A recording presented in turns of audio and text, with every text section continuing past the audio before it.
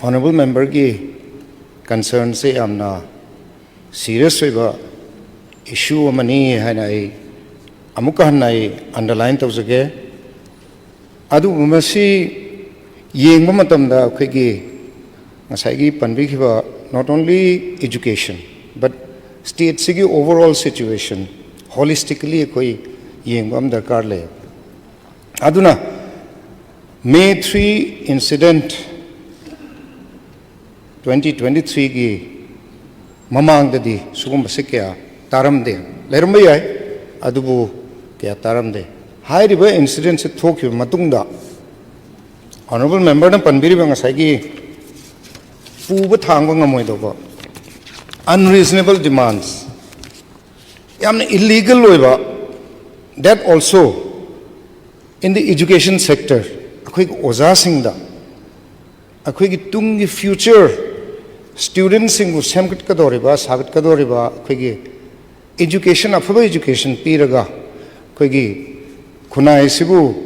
semkat kadoriba adugumba oza singda demand tawse masi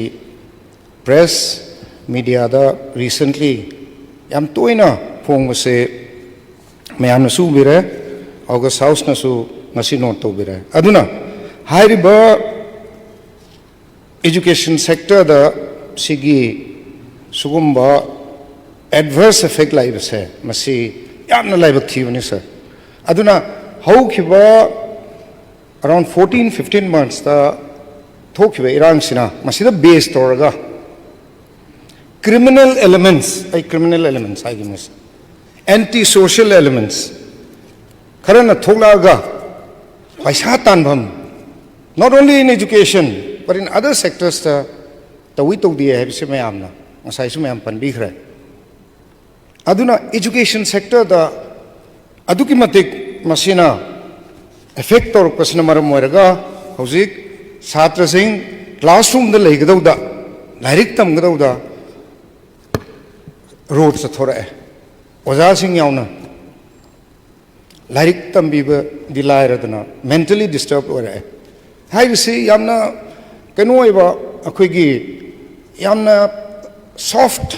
brain se am software angang sing se fazana mold to godo matam sida sugumba yamna nungai taba sugumba thorpase yam laibak thibani adubu hairiba anti social elements sing se schools sing the intimidate tawdana oza sing da moigi salary funds piu haidana thorpase masi tawignu haidana akhoi mahiroi group karana trade disturbance 17 disturbance free educational zone demand free zone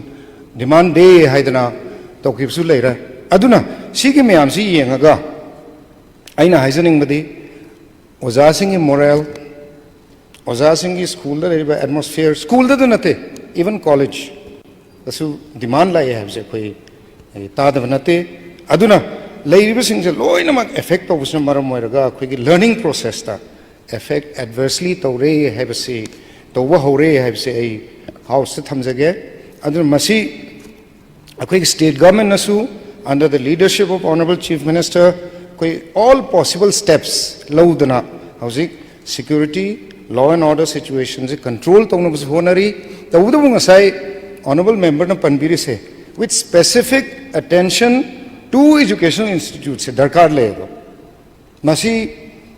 darkar le di hairaga karmain tawsi haibase suggestion me am tawmina se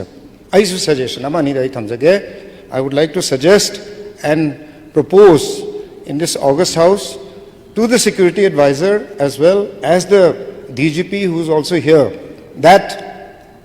akhoi concerned police station sing se sina OC sing sina gari emam detail toraga they should take patrolling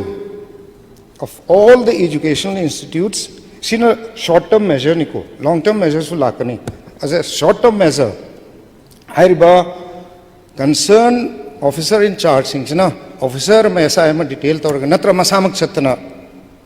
educational institutions sing da patrolling every educational institute tadi akhoi thambadi ngamoi security ngakpadi adubu during school hours during college hours masi patrolling se masi am darkar le masima number 1 masi karigino habada hairiba police parties and patrolling sim chalani aduga unwanted elements so called criminal elements in se thengna tarbidi phaba adu schools in the changaga as a second step concerned principals headmasters in honorable speaker sir sida changaga hangbatai kana kana la ami kana kana karmain torga demand tormi oja sing the pressure pb yaubra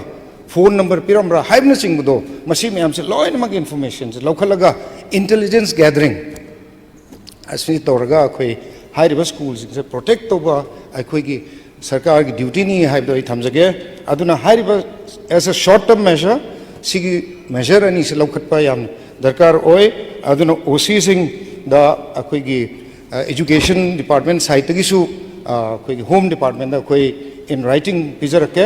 aduga hairiba steps sing se lokhat piraga akhoi gi education jibu free zone oinaba one minasi haina I thamjage aduga loina na student organization sing su moi gi site gi su kan hona biri madugi damakta I thagar phonduk chari free zone oinaba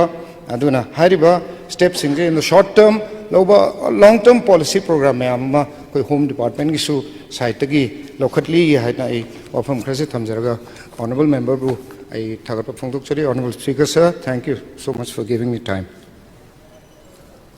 amno wajare phajana singdok pidana soibesu sida sore da koi session ga to bidana through agasa so sida tawsiam no wajare ado daina sim koi gi masi horen demand discussion da haina jikan honorable leader of house na tasengbadi hauji tasengbadi sigi loan order si honorable koi home minister na pai ne ko masina mana oja koi leader of house na thamir hen phaga da hai tare ne horen demand ni adu di demand oina hajarage aduga I aroiba last appeal amatang tawjage hariba demand to laiba khuding masing je moisu masa masu mari mata leisu tam loi yawirangani adu yaragadi I through August house hajari se sikatang di from today haugi am leragasu ngasida yarga tokpiragadi laibak se khwaidagi afaba ama oigani haidna I sim tawjage I losin thank you